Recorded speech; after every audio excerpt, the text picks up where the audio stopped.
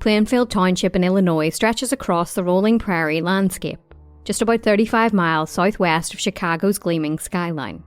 It traces its roots to a Potawatomi village on the banks of the DuPage River and the French Canadians who would trade with them. It was the first white settlement in Will County, and the settlers came seeking fertile farmland and opportunity. Over the decades, Plainfield evolved from a farming community into a thriving suburban township. Long considered a small town, Plainfield has experienced substantial growth as Chicago's sprawl reached westward. By 2023, it had become a place where families moved to escape the chaos of city life. Tree-lined streets wound past well-manicured homes, and playgrounds where children's laughter echoed on summer afternoons. It was a community built on the belief that neighbours looked out for each other, where different cultures could coexist peacefully in pursuit of the American dream. But not everybody held that belief. Sometimes hate can fester behind closed doors, invisible to neighbours who wave from their driveways and chat over backyard fences. It was a Saturday morning, October 14th, 2023. At a duplex home on a tree-lined street, a Palestinian mother and her 6-year-old son were going about their morning when they heard a knock on the front door. What happened next shook the world to its core.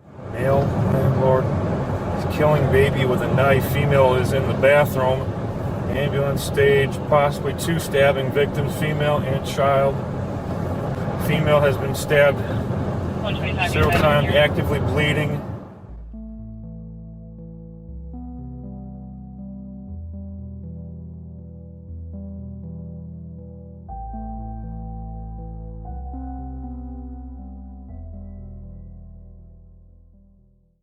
In 2011, Hanan Shaheen made the decision to leave her homeland of Palestine and start afresh in the United States. For years, she had watched their lives shrink beneath the weight of conflict, restriction and uncertainty. At the time, the Israeli-Palestinian conflict was entering yet another turbulent phase.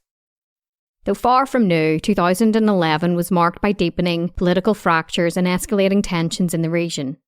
The Palestinian territories, particularly the West Bank, where many like Hanan lived, were gripped by economic stagnation and political deadlock. Gaza, which was under an Israeli blockade since 2007 and governed by Hamas, was reeling from the aftermath of the 2008 to 2009 Gaza war. Israeli military incursions, settler expansion and internal political fragmentation left ordinary families with dwindling opportunities and an overwhelming sense of insecurity. For Hanan, daily life meant navigating checkpoints, a stagnant job market, and the constant hum of anxiety. Education, healthcare, freedom of movement, things others may take for granted, were often out of reach or heavily restricted. Hanan dreamed of starting a family, building a life with possibility, and simply being able to move through the world without fear. So she left, arriving not just as an immigrant, but as a survivor of a long conflict, seeking dignity, peace, and a place where her future children might thrive. In America, she met Wadea Al-Fayoume, another Palestinian who had made the same difficult journey 3 years after her. Together, they built a new life, and in time they welcomed a son. Hanan and Wadea looked at their son and saw not just their child, but their hopes made flesh. Wadea was, by all accounts, an extraordinary little boy. He was extraordinary in the way that only children can be, completely and authentically himself. His father Wadea would later remember asking his son what he loved the most. The answer came without hesitation. Everybody. Wadea loved his toys, especially Lego blocks, that he'd spend hours assembling into fantastic creations. He loved anything with a ball. Basketball, soccer. It didn't really matter. He also loved to colour, to swing at the local park until his mother called him in for dinner. He loved hugs and kisses. He couldn't say goodbye to somebody without sending kisses. He joined his parents in prayer each day, finding joy in their shared faith. He was also fascinated by the solar system, by the vastness of space and the mystery of distant planets. But perhaps most remarkably, Wadea loved school. Every morning he'd wake up excited for another day of learning, another chance to be with his classmates. His teacher would later say that he was the kind of child who made others smile just by being himself. All his words are positive and good, his mother would remember. He was, in every sense, a child filled with light.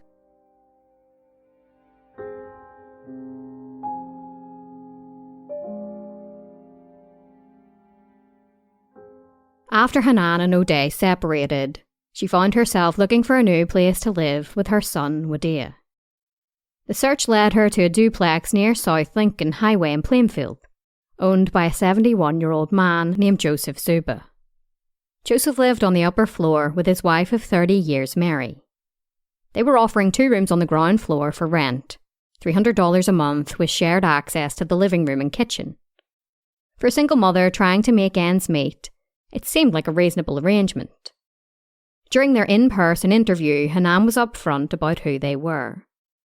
She told the Zubas that she and Wadea were from Jerusalem and that they were Muslim. Joseph and Mary, who were Catholic, said they had no problem with this. As long as the rent was paid and they were good tenants, everybody would get along fine. And for a while they did more than get along. They became something like a family. Joseph didn't just tolerate little Wadea, he embraced him. He built the boy a tree house in the backyard, he brought him toys, he set up a blow-up swimming pool for the hot summer days. He installed a basketball hoop and even put stairs nearby so Wadea could reach the rim with his shots. People who knew them said that Joseph treated Wadea like the grandson he never had.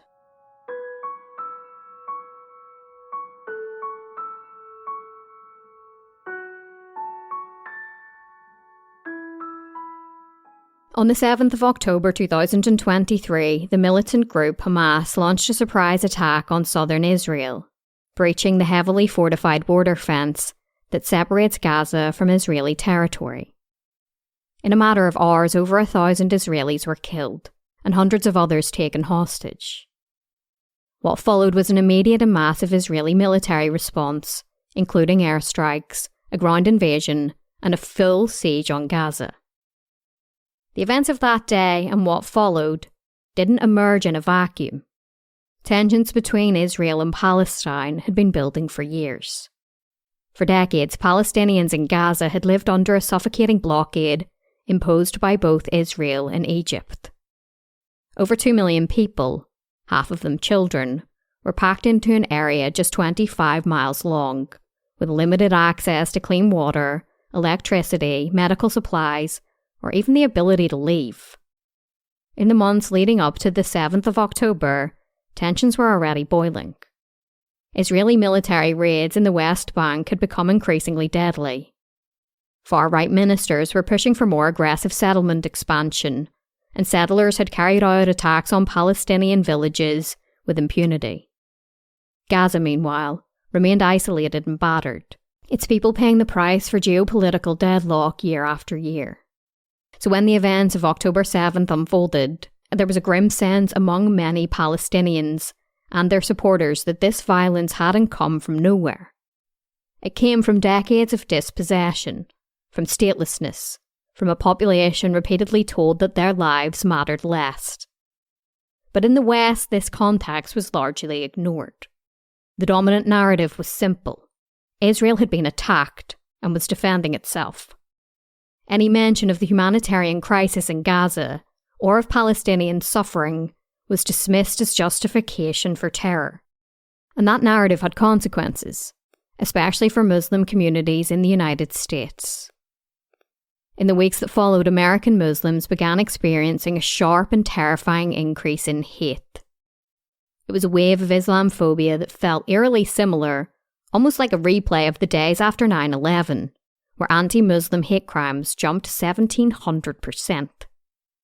The Council on American Islamic Relations, or CAIR, reported record-high civil rights complaints. Mosques in California, Texas and New York were vandalized or threatened. Muslim women wearing hijabs were harassed in public. Students faced bullying or disciplinary action for speaking up about Palestine. Social media was flooded with hate speech. Muslims being called terrorists, accused of supporting Hamas, or told to go back to where they came from. For many, it felt like they had been forced to choose between their safety and their identity. People stopped wearing religious clothing. Parents pulled their kids out of school.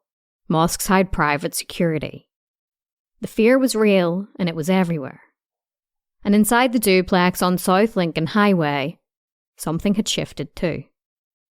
The warm dynamic between neighbours had grown quieter. There were no confrontations, no accusations. But something unspoken had crept into the home, something heavy. In hindsight, people would look back and wonder if there had been any warning signs. Any indication that Joseph Zuba, the man who once built a treehouse for a little boy, had changed. But there hadn't been. At least not yet.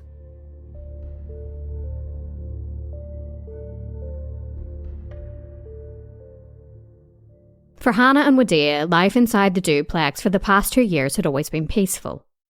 But in the days following October 7th, that quiet equilibrium began to unravel. Joseph, like many, had watched the events unfolding in Israel and Gaza, with a mixture of horror and confusion. But where others saw tragedy and complexity, he seemed to see something else. In the weeks that followed, Joseph began listening obsessively to conservative talk radio. The voices he tuned into didn't just report the news. They amplified it, distorted it, and then fed it through a lens of fear. On one particular broadcast, the host spoke urgently about Hamas's so-called Day of Jihad, referencing a call by the militant group for a global day of rage on the 13th of October. Joseph became fixated on the idea of a violent attack on American soil, convinced that something catastrophic was imminent. At some point, the fear seemed to curdle into something else entirely. Suspicion, then hostility. He told his wife, Mary, that he wanted Hanan and Wadea to leave. No warning, no discussion, just a growing conviction that their presence in the home was now somehow dangerous. Not long after, Hanan encountered Joseph in the shared kitchen. At first, she assumed it was one of the usual quiet exchanges, but the look in his eyes was something unfamiliar. He had a cold and intense stare, and then he snapped. You people are killing Jewish people and babies in Israel. Muslims are not welcome here, not in my home. The words hit her like a punch to the chest. Hanan was stunned, not just by the vitriol, but by how sudden it was. This was the man who had once built her son a tree house, who had made space in his home and his life for both of them. And now he was looking at her like she was the enemy. Shaken, Hanan reached out to Mary and relayed the disturbing interaction. Mary, to her credit, was apologetic and firm. She told Hanan that she and Wadea were still welcome, that Joseph's outburst didn't reflect her own feelings. I was angry that he was even asking her to move out, Mary would later recall. But the apology didn't undo what had been said, and it certainly didn't stop what was coming. The fear in Joseph Zuba had begun to take on a life of its own, feeding on every news segment, every social media rumour, every conspiracy whisper he absorbed from the talk shows. October 13th came and went without violence, but for Joseph the absence of danger didn't bring relief. It only seemed to confirm his belief that something worse was looming. He became increasingly agitated, increasingly irrational. At one point, he insisted they withdraw $1,000 in cash from the bank. He told Mary they needed it on hand in case the US power grid was taken down. It wasn't just fear anymore, it was paranoia, and it was spiralling fast.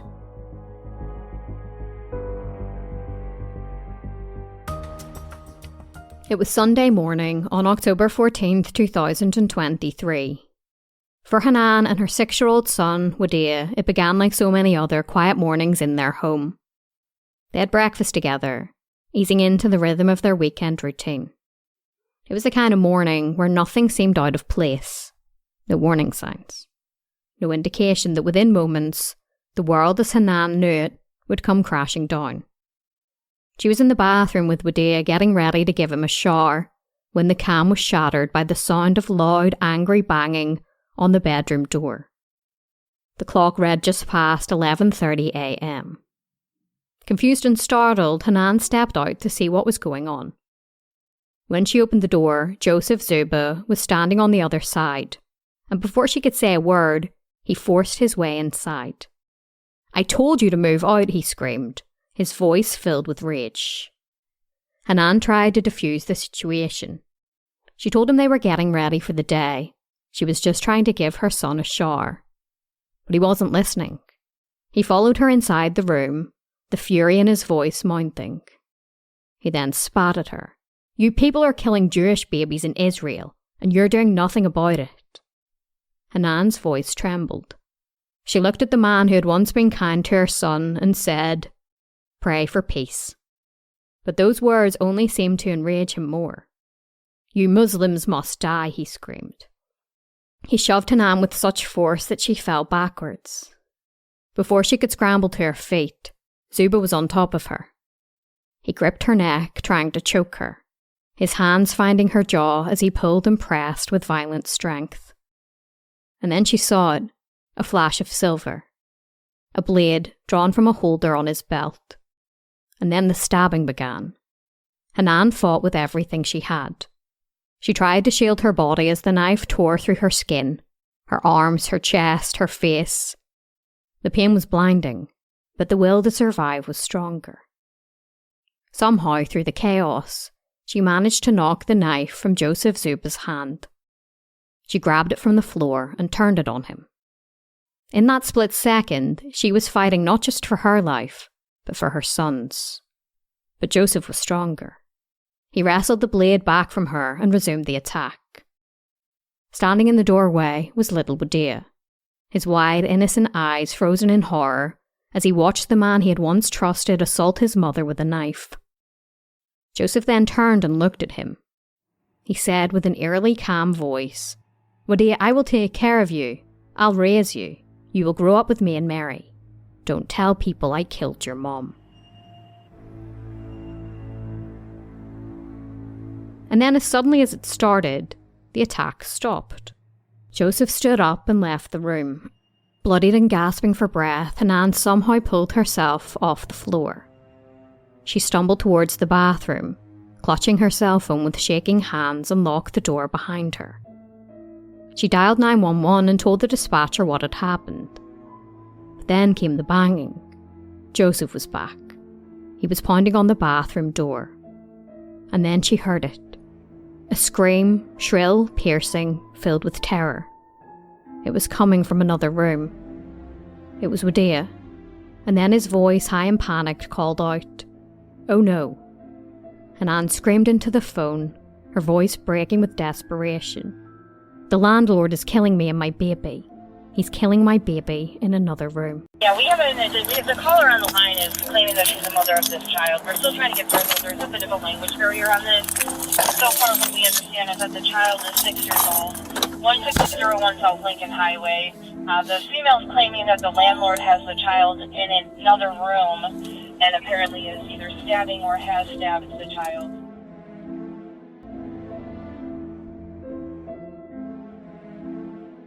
Police and paramedics were on the scene within a matter of minutes. They entered the home with urgency, following a trail of blood that led them down the narrow hallway to the bathroom door. Hanan was still inside, still clutching the phone, still on the line with the 911 operator.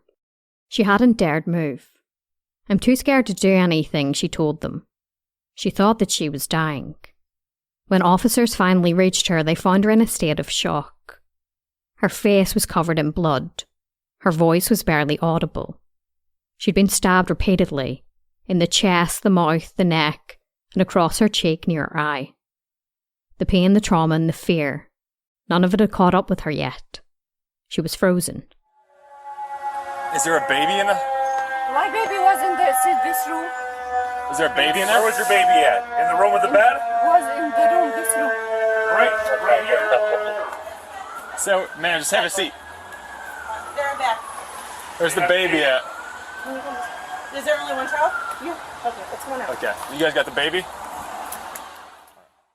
As paramedics tended to her wounds, others began searching the apartment. In one of the bedrooms, paramedic Brandon Vanowski made a devastating discovery. There, on the small bed he had slept in the night before, lay 6-year-old Wadea. He was surrounded by blood. A 12-inch military-style serrated knife was still embedded in his abdomen. All around it were wounds. There were 26 in total. The paramedic rushed to his side, desperately checking for a pulse, but there was none. Still, he moved quickly. He didn't dare remove the knife. It might cause further damage, but he wrapped it gently in gauze to stabilise it. Outside, another officer found Joseph Zuba lying on the ground in front of the house. He wasn't unconscious. He was waiting. When officers approached, he sat up slowly. His hands and clothing were soaked in blood, and around him were pocket knives.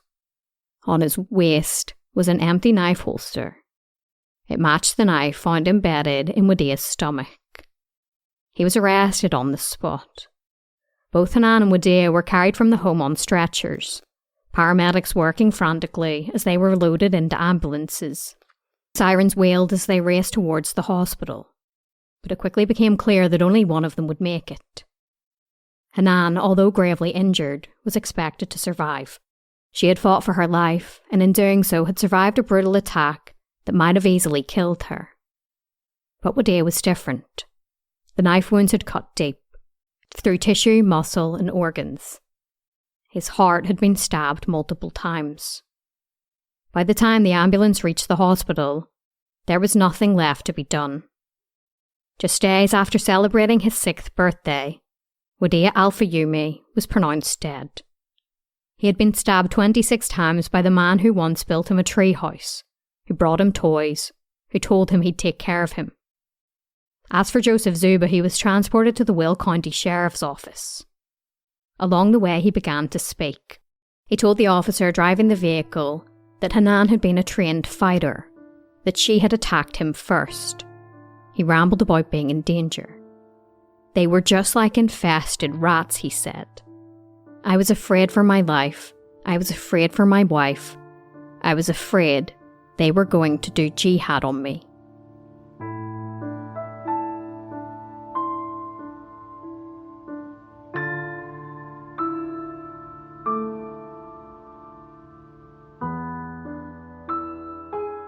Joseph Zuba was arrested and formally charged with first-degree murder, attempted first-degree murder, 2 counts of a hate crime, and aggravated battery with a deadly weapon.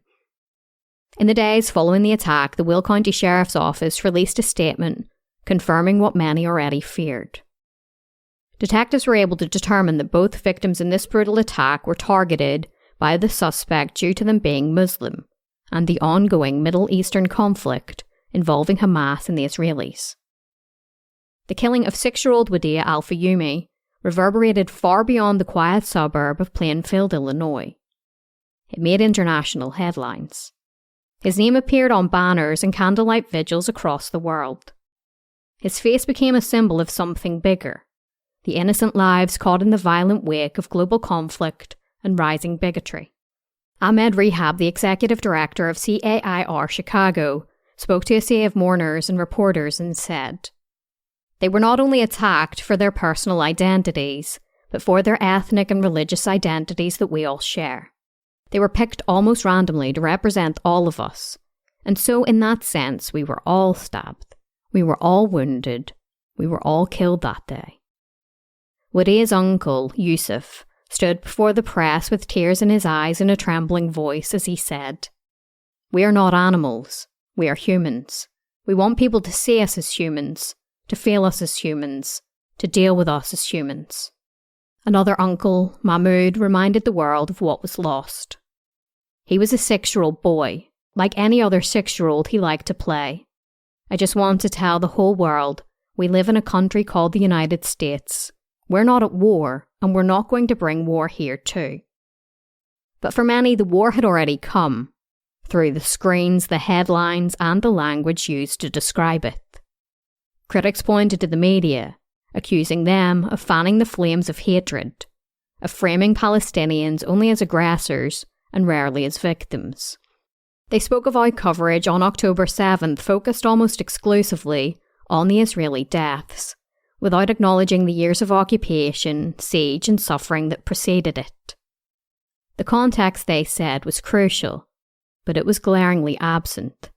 And then there was the voices like Fox News host Jesse Waters, who during one broadcast said plainly, "There's no difference between Hamas and Palestinians. They all love killing Jews. I don't like how people try to differentiate." And for many Muslims and Arab communities in the United States, it felt like déjà vu. Usana Jamal, a board member at the Mosque Foundation, didn't mince his words as he said, "Public officials in our media are acting irresponsibly. They are pouring gasoline on a fire."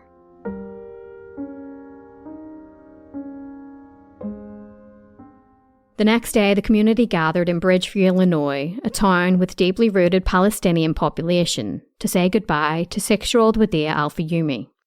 His body, wrapped in a white shroud and placed in a small casket draped with a Palestinian flag, was carried through a sea of mourners into the Mosque Foundation, one of the largest mosques in the region. The crowd spilled out into the surrounding streets.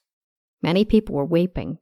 Others stood in silence, clutching one another as Wadea was brought inside for his janazah. This is an Islamic funeral prayer that is traditionally performed quickly after death, in keeping with Muslim customs that emphasize respect and dignity for the deceased. Inside, Imam Jamal addressed the mourners and said, "Wadea is a child, and he is not the only one under attack. Children are being slaughtered, literally, in the Holy Land. Unfortunately, which is very sad." He pleaded with those listening both in person and watching from afar to avoid rushing to judgment or choosing sides without understanding the full context. He said, "We pray that justice and peace will prevail." Wadea's father, O'Day, stood close to his son's casket and silently prayed. Hanan, who was still recovering from her injuries, was unable to attend. She remained in hospital, barely able to walk. After the janazah, leaders from the community and Wadea's father carried the small casket outside and placed it gently into a hearse. As it pulled away, hundreds followed on foot, chanting softly in Arabic. Later that day, mourners reconvened at Parkham Cemetery. Palestinian flags fluttered in the wind. Children were lifted onto their parents' shoulders to see over the crowd. Imam stood near the freshly dug grave and reminded everybody that children, in Islamic belief, go straight to heaven for their purity and innocence. There was no doubt where Wadea was now, they said.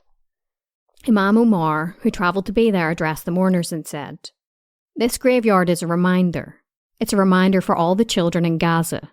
We are left with this emptiness, this void. It is our responsibility to make sure that no more blood is shed for no reason."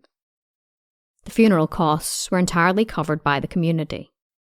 A fundraiser launched in the aftermath of the tragedy had raised over $600,000 in just a matter of days. That money would help with the burial and provide some measure of stability for Hanan as she recovered. Later that week, a vigil was held at a local basketball court in Plainfield, a place where Wadea once played. Dozens of classmates came with their parents, many holding handmade signs. One of them read, "I'm not a threat." Another, "Justice for Wadea." Wadea's father, O'Day, stood before the crowd, barely able to speak through his grief. His voice broke as he said, "With Wadea gone, I don't think there's room for me to speak English anymore." Hanan was released from hospital on the 20th of October. Her wounds were healing, but the road ahead would be long and uncertain. She had survived a brutal attack and lost the only son she had, the boy she called her best friend. She went through something that no mother should have to go through, said Deputy Chief Dan Jungles. Days later, Hanan sat down for an interview with ABC News. Her face still bore the physical scars of the attack. Her voice was quiet but clear as she said, "I need justice. I trust in God, and God will give us a good result." On the 30th of October 2023, Joseph Zuba appeared in court for the first time. Dressed in a red prison jumpsuit, he looked gaunt and withdrawn, his face expressionless, his eyes rarely opening. As the charges against him were read, first-degree murder, attempted murder, 2 hate crimes and aggravated battery, he pleaded not guilty. In the gallery, Wadea's father, O'Day, sat still and silent. He stared directly at the man accused of killing his son, hoping to lock eyes, hoping for a flicker of remorse. But Zuba kept his gaze averted. He closed his eyes and refused to look at him. His defense team argued for bail, describing him as a military veteran with no significant criminal history and long-standing ties to the community. But the judge denied the request, citing the severity of the crime and the danger Zuba posed, not only to Hanan, but to the broader Muslim community in Plainfield. He was then ordered to be held without bond. The following month, Wadea filed a wrongful death lawsuit against Zuba, his wife Mary, and their property management company. His attorney Ben Crane stated, "Justice comes in many forms. There is obviously an unbelievable loss in Wadea, but his mother was also seriously injured. This family has been through a whole lot, and if there's something the civil justice system can do to ease that burden, then we need to figure that out." The lawsuit sought damages necessary to fully and fairly compensate the next of kin under the Illinois Wrongful Death Act. In the aftermath of the tragedy, Wadea had taken time off work to grieve. That time turned into unemployment as he lost his job. Eventually, he began driving for Uber to make ends meet. "I lost my everything," he said. He would later tell reporters that his son was not only a victim of violence, but of hatred. He stated, "He was targeted because of his faith, because he was Muslim. Let his life inspire us to reject bigotry and to embrace the diversity that makes our nation so beautiful." In February 2024, Hanan was officially appointed as the special administrator of Wadea's estate in the wrongful death lawsuit. The lawsuit was expanded to include Zuba's brother Daniel, who had helped facilitate the rental agreement. Hanan had originally found the apartment through him.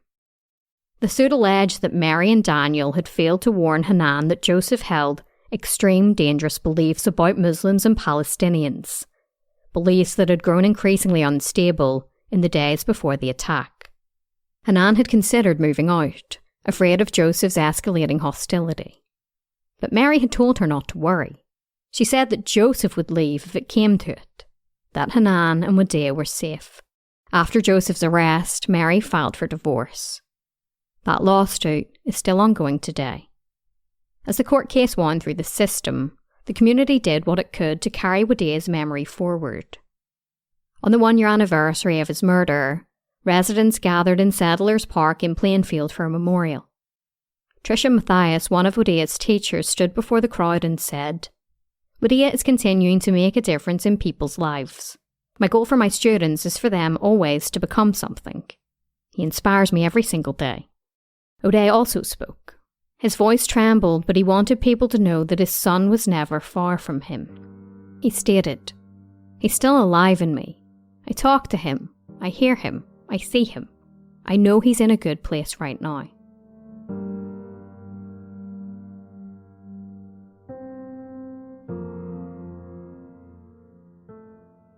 The murder trial was initially scheduled for March of 2025, but by early January that date was in jeopardy. Joseph Zuba had been diagnosed with advanced prostate cancer, and he was refusing treatment. His prognosis was uncertain. Prosecutors warned that he could die at any time, and if that happened, the case would be closed. It was a haunting possibility. For Wadea's family, it didn't feel like justice at all. But both sides continued preparing for trial. Meanwhile, the community found other ways to memorialise Wadea in February. On the east side of Van Horn Woods, a park where Wadea loved, a new sensory playground was dedicated in his honour. The laughter and joy of the children who played there would carry his spirit forward. A monument was later unveiled. It depicted a silhouette of Wadea standing tall and full of life. The project was funded by local Scouting America groups, who raised the money in mere minutes. According to Scout leader Mur Ali, the community's swift response was testament to how deeply Wadea's story had moved everyone. Wadea was there for the unveiling. As he looked at the sculpture, surrounded by families, he turned to the crowd and said, "It seems you all will not forget my son, and for that I thank you." Then he paused and smiled through his tears and said, "It feels like everyone here is my extended family." The murder trial of Joseph Zuba began on February 25, 2025. He was escorted into the courtroom by sheriff's deputies dressed in a suit and tie. His grey hair had grown long and fell beyond his shoulders. His face was pale, unreadable. He glanced briefly at the jury, then looked down at the table in front of him. Prosecutor Michael Fitzgerald stood before the courtroom and said, Wadea was 6 years old on October 14, 2023. Not quite 4 feet tall, 62 pounds. On that day, Wadea Al-Fayoume was stabbed 26 times. 26 times, ladies and gentlemen, by that defendant. He pointed directly at Zuba, who sat motionless. He then continued, stating, he could not escape. If it wasn't enough that this defendant killed that little boy, he left the knife in the little boy's body. Fitzgerald told the jury that this wasn't a random or senseless act. It was a hate crime. He said Zuba had attacked Wadea and his mother, Hanan, simply because they were Muslim. The attack, he said, had been motivated by the outbreak of the war in the Middle East, a war that Zuba irrationally believed would reach his front door. He said, this happened because this defendant was afraid that a war that started on October 7th, 2023, a half-world away in the Middle East, was going to come to his doorstep. Zuba's defence attorney, Kylie Blatty, urged the jury to look beyond the horror of what had happened and scrutinise the evidence carefully. She stated, go beyond the emotions to carefully examine the evidence. It's easy to get lost in the horror of those images. The first witness to take the stand was Wadea's mother, Hanan. She walked slowly to the witness box, wearing hijab and black clothing. Her voice trembled as she recounted the events of that morning. She described the moment she was attacked, telling the jury, I'm thinking it's the moment. I'm dying in this moment. The 911 call was then played in the courtroom. Images of Hanan's bloodied face followed. Then body cam footage was played. It showed the moment police officers found Wadea's small body. One officer could be heard gasping and repeating, holy shit, as he took in the horrific scene. Several first responders were then called to testify. They described Zuba being found outside, the house covered in blood. He was sweating and visibly agitated. He had a knife holder on him and 3 pocket knives. Deputy Sheriff Matthew Starvick told the court he had blood all over his body, all over his hands, and he was sweating profusely. Another officer testified about Zuba's demeanour during the drive to the sheriff's office. A video of the transport was played in court. At one point, Zuba muttered to himself, she didn't tell me she was Muslim. Mary, his ex-wife, also took to the stand for the prosecution. She said that before the attack they had enjoyed a warm relationship with Hanan and Wadea. But something changed after the 7th of October. Zuba became withdrawn and anxious. He started making comments. He wanted them to move out simply because they were Muslim. Mary told the court she strongly opposed this. I never thought anything like this could happen, she said. Then came the forensic evidence. Investigators had recovered the knife that was still lodged in Wadea's stomach. Blood DNA testing revealed it contained a mixture from all 3, Wadea, Hanan and Zuba. Zuba's pants were also soaked in blood, and tests confirmed the presence of both his DNA and Wadea's. As the trial moved forward, the weight of evidence mounted.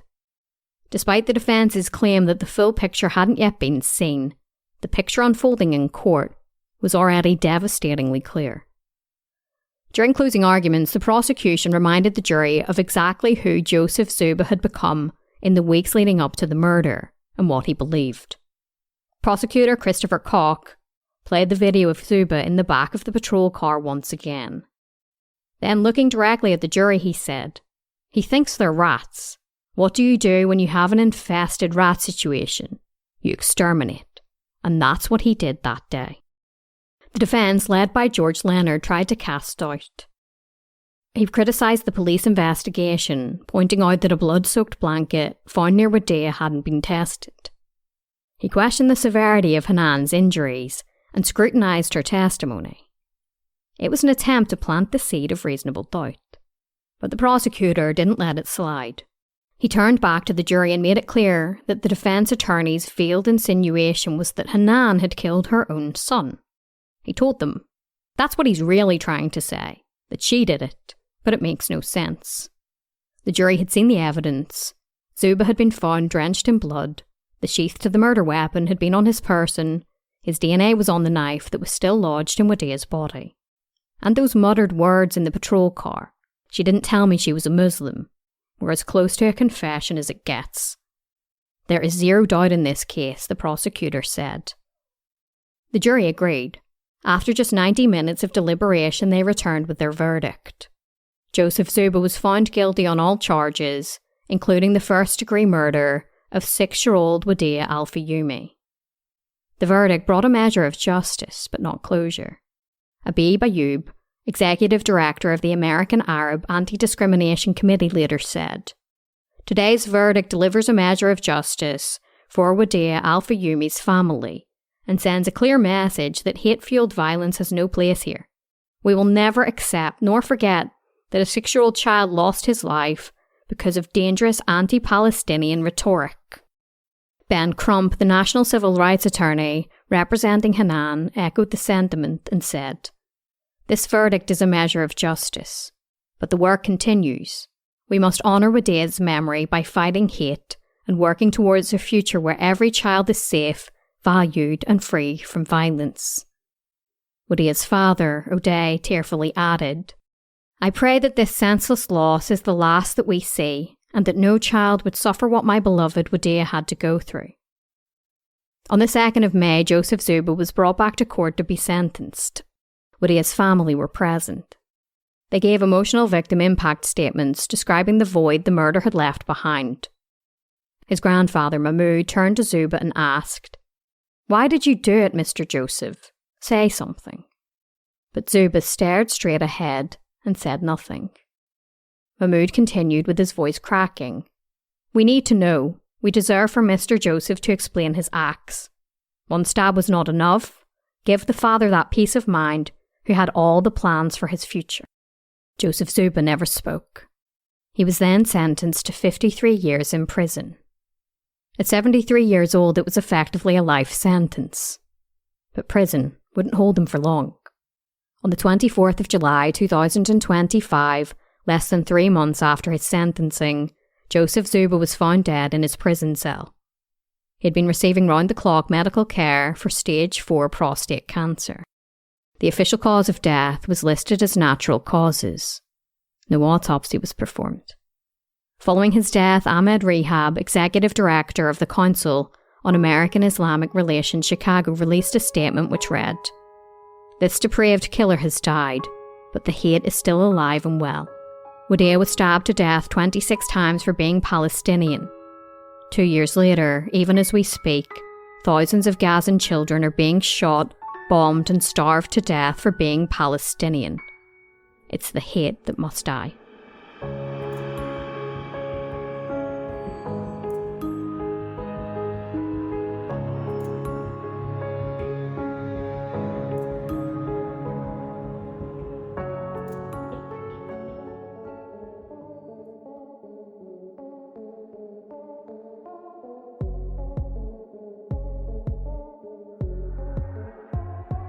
Well, that is it for this episode of Morbidology. As always, thank you so much for listening, and I'd like to say a big ol' thank you to my newest supporters up on Patreon, Tara, Jade, Jennifer, and the Marx Brothers. Morbidology is a one-woman podcast, so the support up on there seriously goes such a long way. It helps to defray the costs of hosting, subscriptions, and freedom of information requests, and I am eternally grateful. Morbidology is now up on YouTube, so if you could head on over there and hit that subscribe button, I would be eternally grateful. The episodes there are done in a documentary style, with photographs and videos associated with each episode. Remember to check us out at morbidology.com for more information about this episode and to read some true crime articles. Until next time, take care of yourselves, stay safe, and have an amazing week.